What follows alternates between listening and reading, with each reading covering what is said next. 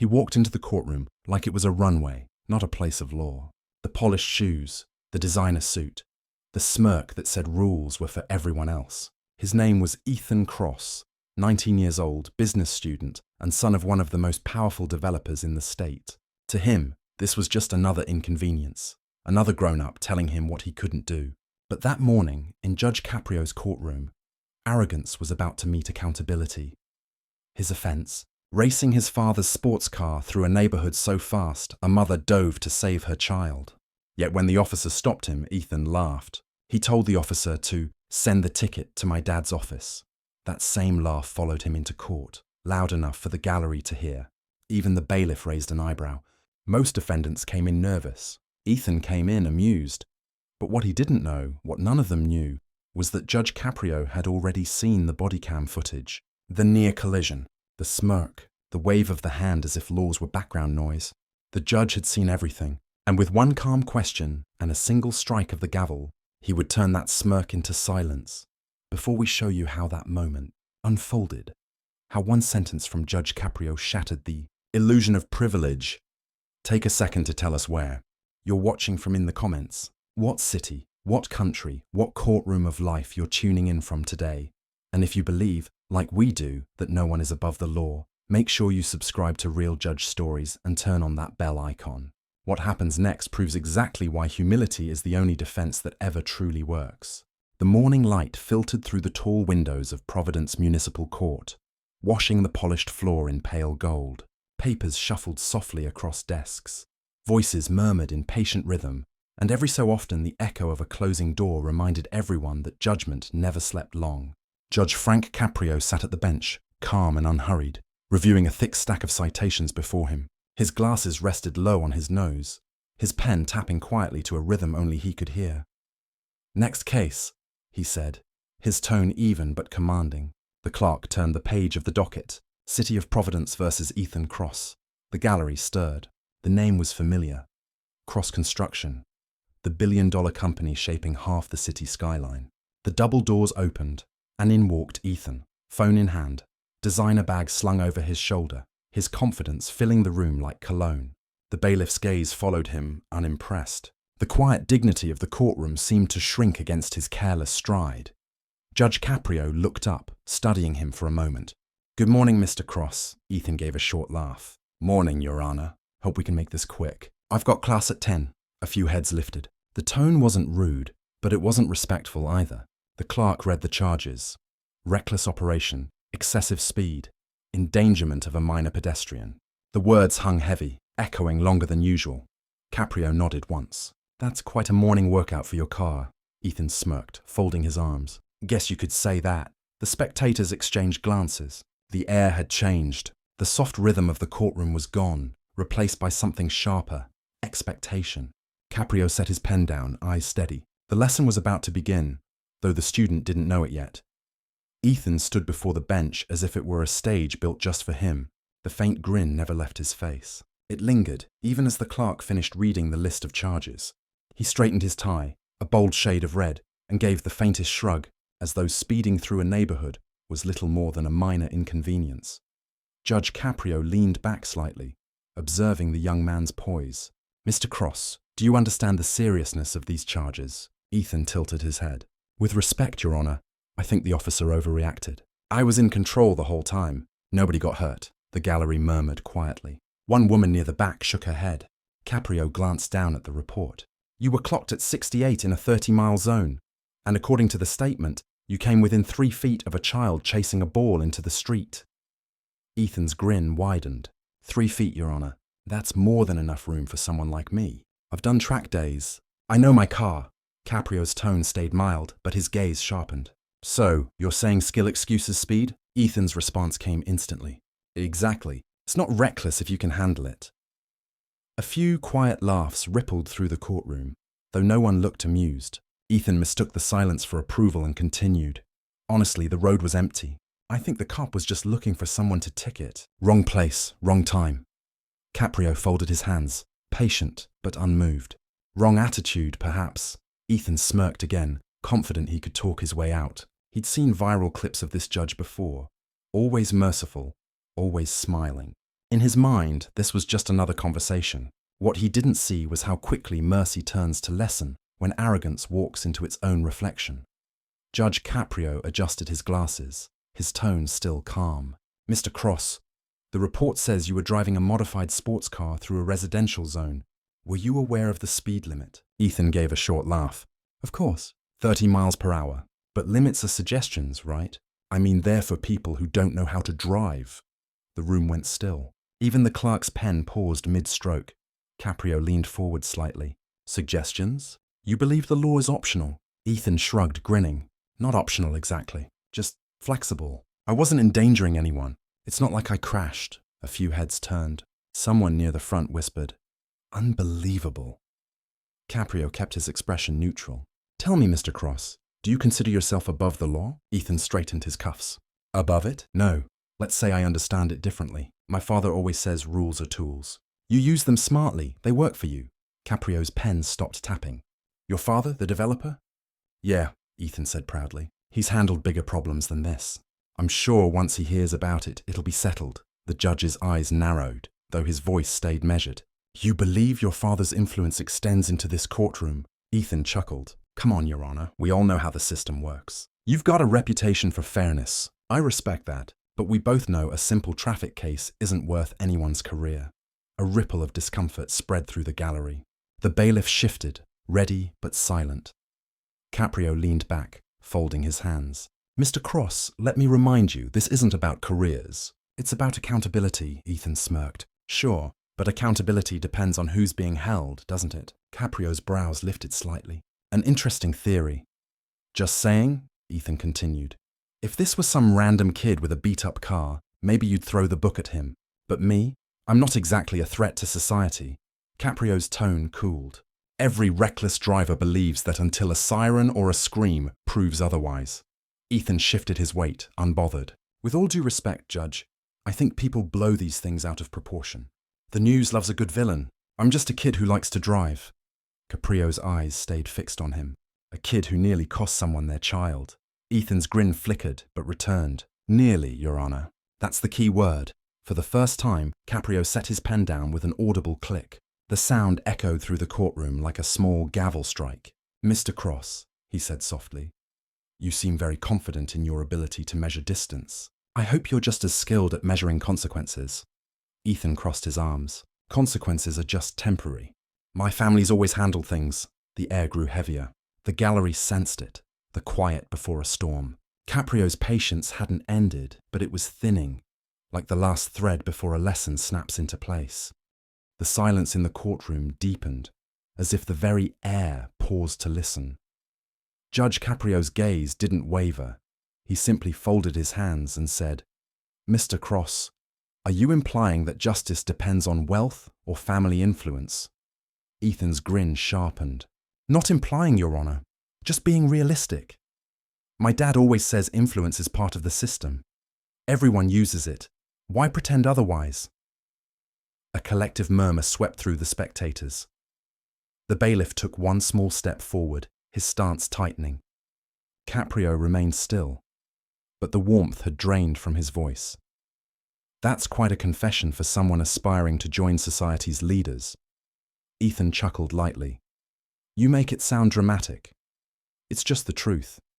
You do your thing for the cameras, I say a few polite words, and we both move on. Everyone wins."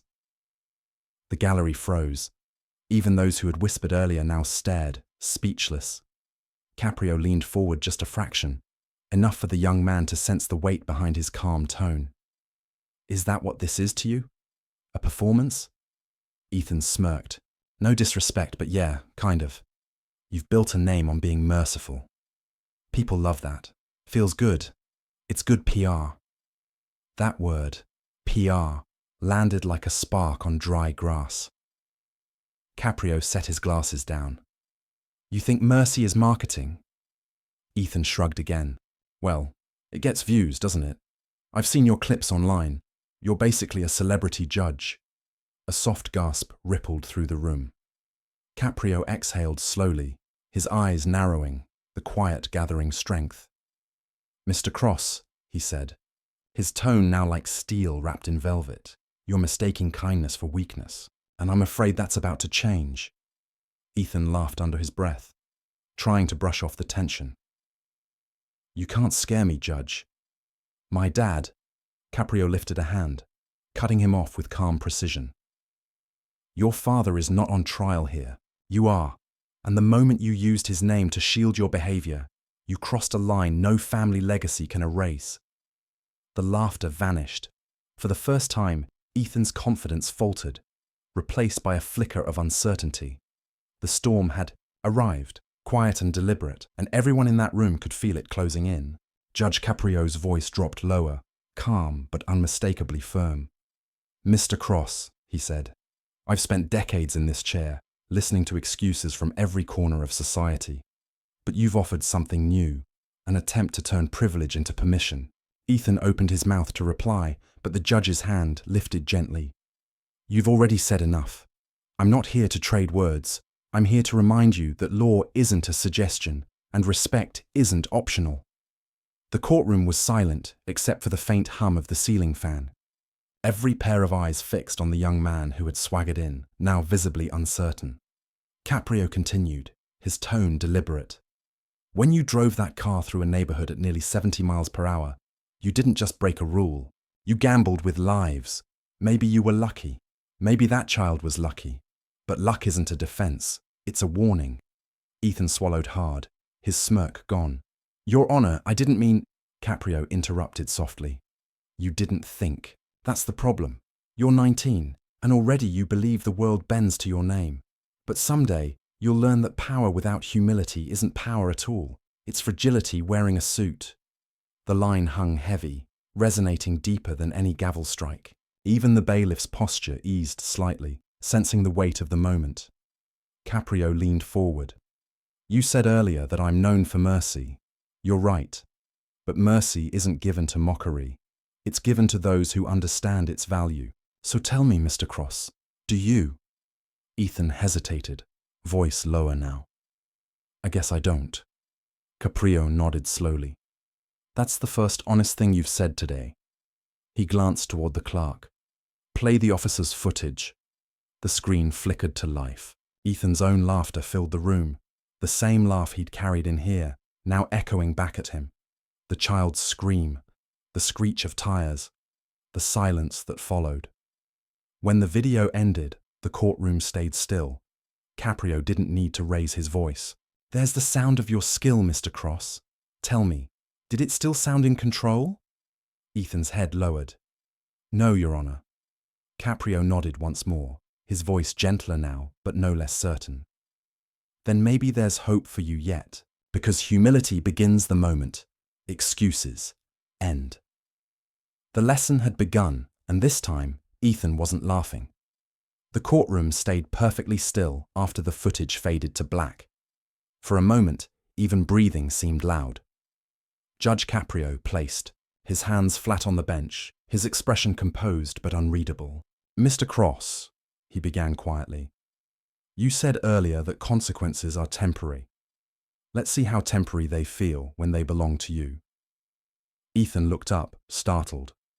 The confidence that once carried him had drained from his posture. He seemed smaller now, shoulders drawn in.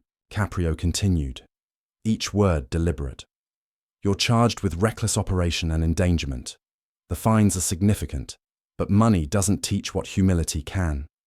Effective immediately, your license is suspended for 6 months. You will complete 100 hours of community service. Not behind a desk, not in your father's office, but in the local children's hospital. Perhaps seeing fragility up close will remind you of what you nearly destroyed. A soft murmur swept through the gallery. Ethan's jaw tightened, his voice trembling. Your Honor, that's not fair. Caprio raised a hand gently. Fair? Fair would be explaining to a parent why their child never came home. What you're receiving is mercy. The gavel struck once. The sound echoed through the chamber like thunder in slow motion. Ethan flinched. Caprio leaned back, eyes steady. You'll report to probation at 9 a.m. tomorrow. If you fail to appear, I'll reconsider my mercy. Ethan nodded numbly. Yes, Your Honor.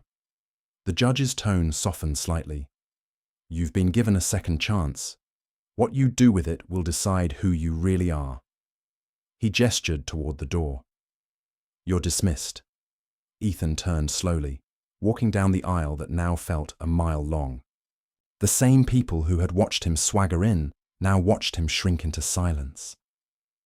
No laughter followed him this time, only the echo of the gavel and the weight of his own reflection.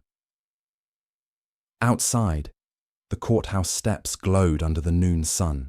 What had been a warm day now felt sharp, almost too bright. Ethan descended slowly, each step heavier than the last. The world sounded different. No idle chatter, no phone notifications, just the muted rhythm of his own shoes on stone. At the bottom of the steps, a familiar voice called his name. It was Officer Ramirez, the same officer who had stopped him that night. Ethan froze, half expecting another reprimand. Instead, the officer simply nodded toward the street. You got off lighter than most. Don't waste it. Ethan met his eyes for the first time. I didn't think it mattered, he said quietly. The rules, the limits. I thought I was in control. Ramirez gave a small, knowing smile. Control isn't power, kid. It's responsibility. Then he walked away, leaving Ethan standing in silence. Across the street, his car sat impounded behind a wire fence, silent, powerless, nothing more than metal and paint. For the first time, he didn't see prestige. He saw recklessness wrapped in luxury. He sat on the curb, pulling out his phone. Messages from friends blinked. How bad was it? Did the judge roast you? He deleted them all. There was nothing funny left to share. A bus rolled past, filled with commuters and construction workers, ordinary people who would never make headlines, yet somehow seemed freer than he felt. For the first time, humility didn't sting. It steadied him. He looked back at the courthouse, the place that had broken him open. In that stillness, Ethan realized something his father's wealth could never buy. The quiet dignity of being accountable. The arrogance was gone, replaced by something simpler and infinitely stronger. Understanding. Back inside the courthouse, the afternoon sun slanted through the high windows, casting soft ribbons of light across the polished floor. The clerk stacked the final case files neatly, glancing toward Judge Caprio, who remained seated, thoughtful. She hesitated, then asked, Judge, do you think that boy will change? Caprio took a slow breath, eyes still on the empty defendant's podium. Change isn't guaranteed, he said quietly. But today he saw himself without the shield of privilege. Sometimes that's all it takes to start. The clerk nodded. You could have fined him harder, or held him in contempt. A faint smile touched Caprio's face. Fear changes behavior. Reflection changes character. My job isn't to punish. It's to help people see who they are before the world decides for them. He leaned back, removing his glasses, the weight of the morning visible in his eyes. That young man came in believing justice was a performance. But in this room, justice is a mirror. It shows you everything you pretend not to see. The clerk smiled softly. You think he'll ever thank you for it? Caprio chuckled under his breath. Maybe not today, but one day, when he's standing on the right side of the law, maybe he'll remember this feeling, the one where silence finally teaches what words can't. He glanced at the clock, nodded once and said, Call the next case. The gavel came down gently. Thud. Justice continued, steady as ever.